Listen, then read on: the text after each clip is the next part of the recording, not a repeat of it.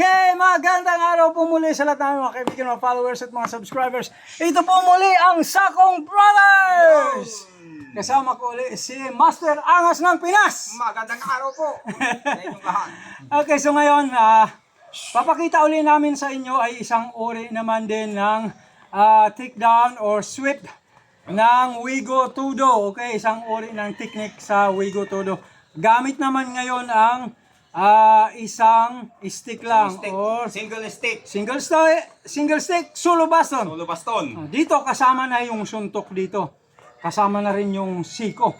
Okay? So isa-isa lang tayo. Napakadami kasi para sa mga nagnanais na sumali o nag-iisip sumali ng Wigo Todo para mayroon kayong ideya, mayroon kayong pwedeng pag-aralang mga technique kasama ang Sakong Bros. Yun. Alright, so ngayon ito.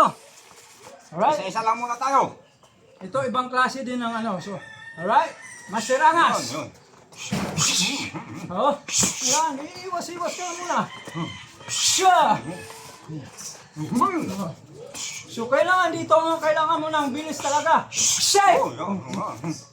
Siya. Oh, isang klase ng takedown yun. Okay. Lakas nun. Isang klase ng takedown.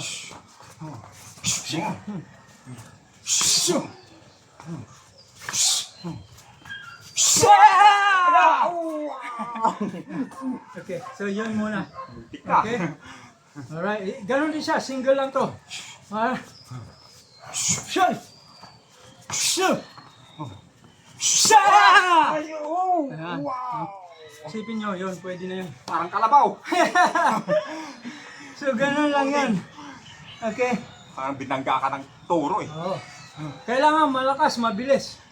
I-explode talaga kayo. Ito yun, Kung nandito, pag bumalo siya, atras ka muna. Ayan. Ilag ka muna. Ayan. Kunin mo muna yung tamang timing. And then, pag umangat siya, yun. Ano ka mag-block? Sabay hakbang nito dito. Ito naman, ibabangga nyo to dyan. Pagbangga niya, sabay nun. Parang kang binangga ng toro nun. Kailangan matatag yung inyong legs. Na pagka-follow master, sabay hakbang to. Okay.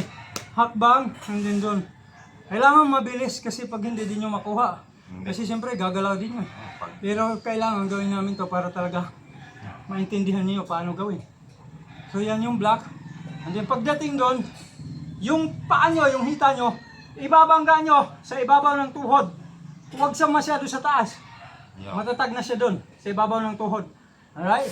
Pagdating dito, i-strike nyo ganon. Okay? I-strike nyo. Malakas yun. Ngayon, kung mali ang depensa nun, mali ang tayo, pwede siyang balian ng tuhod. Pero kasama talaga sa laro yun. Okay? Laro yun eh. Oo. Ganun talaga siya. Pagpalo. Wow! Ilag-ilag mo na! Heya!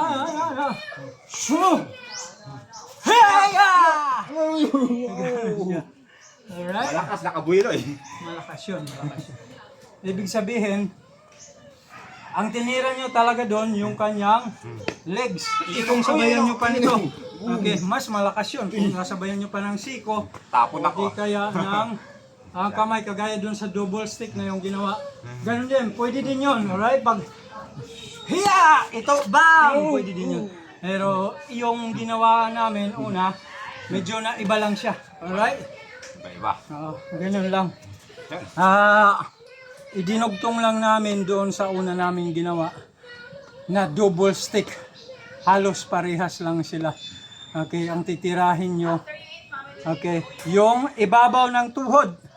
Talagang tutupi yun. Lalo na kung sasabayan nyo pa ng siko o di kaya ng extend ng inyong mga kamay.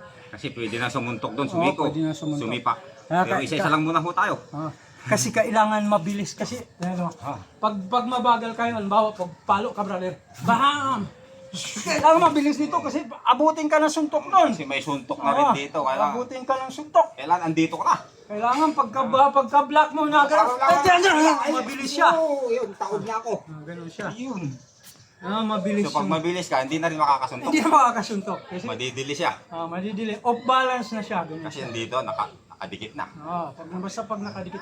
Kailangan lang yung pagkaka-execute doon sa technique ay perfect talaga para bagsak si Master Angas. Point na rin yun. Point na Pag rin yun. bumagsak, point. Okay? Bawal nang paluin sa baba. Bawal na. Puntos na siya. Okay. So yun lang muna yung aming may share po sa Wala. inyo sa ngayon. Isa-isa lang po Alright. muna. Maraming salamat. Ito ang Sakong Brothers! Maraming salamat po.